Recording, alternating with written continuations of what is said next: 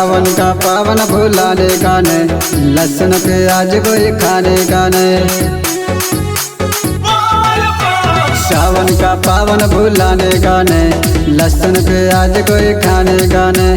कांधे से कावर हटाने का नहीं, बोल बम बोला भुलाने का नहीं। भांग से पीना है, चिल्लम चढ़ाना है, सुइया पहाड़ पर मार लिया दम।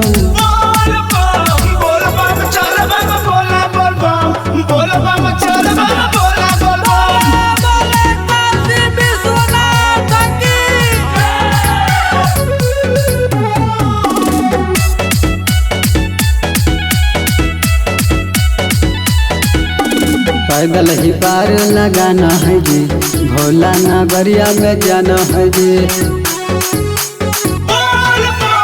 पैदल ही पार लगाना है जी, भोला नगरिया में जाना है जी।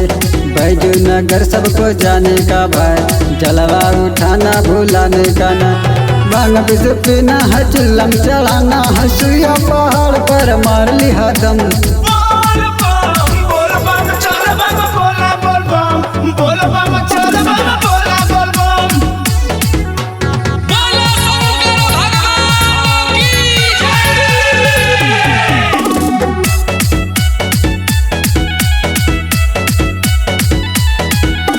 राइटर जितेंद्र का बोलाना है जी, भोला भजनिया लिखाना है जी।